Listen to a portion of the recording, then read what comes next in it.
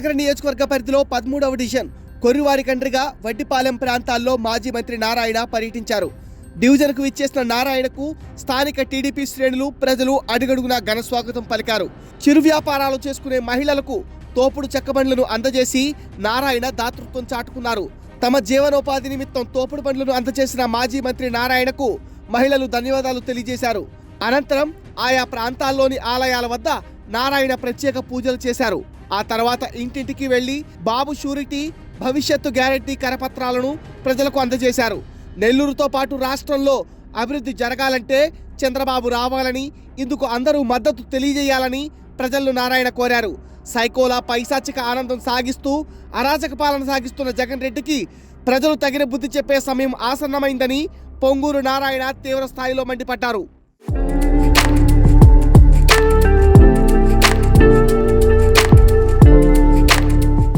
బాబు surety, భవిష్యత్తు guarantee కార్యక్రమంలో భాగంగా కొర్రివారికండ్రిలో పర్యటించినప్పుడు ప్రజల సమస్యలు తన దృష్టికి వచ్చాయని నారాయణ తెలిపారు. ఈ ప్రాంతం ఎండోమెంట్లో ఉండటం వల్ల స్థానికంగా ప్రజలు ఇబ్బందులు పడుతున్నారని నారాయణ అన్నారు. టీడీపీ ప్రభుత్వం రాగానే స్థానిక సమస్యలను శాశ్వతంగా పరిష్కరిస్తామని నారాయణ భరోసా ఇచ్చారు. ప్రపంచంలో టాప్ రాజధానిగా ఉండేలా ఆంధ్రప్రదేశ్ను చేయాలని చంద్రబాబు సంకల్పించారని నారాయణ తెలిపారు.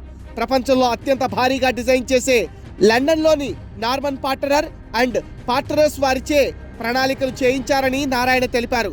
ఈ క్రమంలో అమరావతిలో రాజధాని ప్రాంతంలోని 9,000 కోట్ల రూపాయల ఖర్చుతో రోడ్లు, అండర్ గ్రౌండ్ సిస్టమ్, ఎలక్ట్రిసిటీ తదితర పనులు కూడా చేయించడం జరిగిందన్నారు.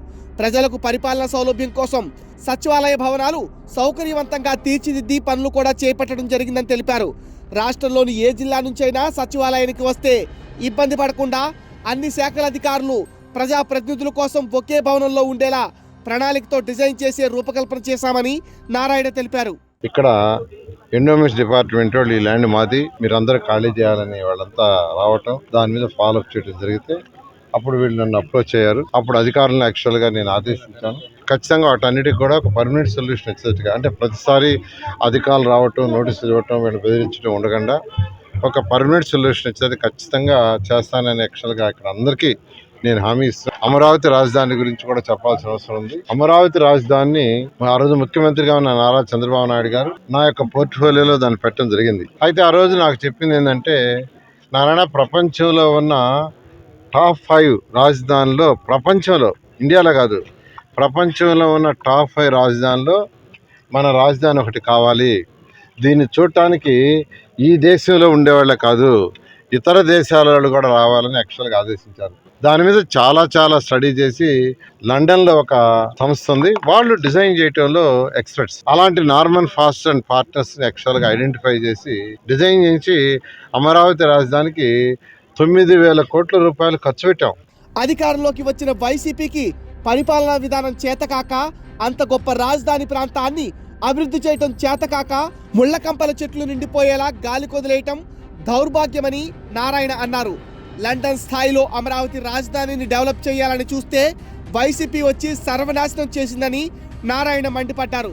త్వరలో టీడీపీ పాలనలో తిరిగి రాజధానిని బ్రహ్మాండంగా తీర్చిదిద్దుతామని స్పష్టం చేశారు. జగన్ రెడ్డి ఒక సైకో అని, ఆయనకు కక్ష సాధింపు వైఖరి తెలుసునని నారాయణ దుయ్యబట్టారు. నారాయణ సంస్థలపై అక్రమంగా సోదాలు చేసి భయానక వాతావరణం సృష్టించారని నారాయణ మండిపడ్డారు. ఏదైనా ఉంటే డ్రగ్స్ అండ్ ఫార్మసీ అధికారులు మాత్రమే వచ్చి తనిఖీలు చేయాలి, కానీ అలా కాకుండా దాదాపు 200 మంది పోలీసులను తీసుకొచ్చి అరాచకం సృష్టించడం ఏంటని నారాయణ ప్రశ్నించారు. అక్రమాలు, దోపిడీలు చేయించడం తమకు చేత కాదని, రానున్న ఎన్నికల్లో వైసీపీకి ప్రజలు తగిన గుణపాఠం చెప్తారని నారాయణ హెచ్చరించారు. ఈ ప్రభుత్వం వైఎస్ఆర్సీ జగన్మోహన్ రెడ్డి గారు, ముఖ్యమంత్రి జగన్మోహన్ మొత్తం నాశనం చేశారు. 3 రాజధానిని 3 ముక్కలు ఆటాడి ఏదీ కాకుండా చేశారు. ఖచ్చితంగా మరొక 2 నెలల్లో ఎలక్షన్స్ వస్తున్నాయి. అఖండ మెజారిటీతో తెలుగుదేశం వస్తుంది.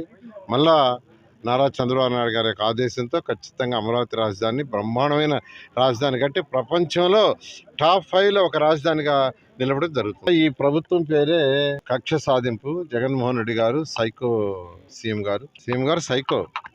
అండ్ కక్ష సాధింపు అంటే గ్రెడ్జ్.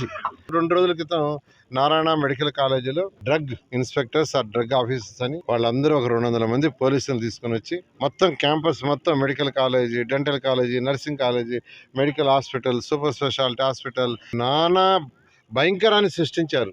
ప్రతి ఫార్మసీకి డ్రగ్ ఇన్స్పెక్టర్లు ఆఫీసర్లు వచ్చి ఇన్స్పెక్ట్ చేయటం, ఆడిటింగ్ చేయటం సహజం, తప్పులేదు. కానీ పోలీసు వాళ్ళతో వచ్చి భయభ్రాంతులు చేయటం తప్పు. ఇదంతా అరాచక పాలన అయిపోయింది. మరొక 20 రోజులకి నోటిఫికేషన్ వస్తుంది. 20 రోజుల్లో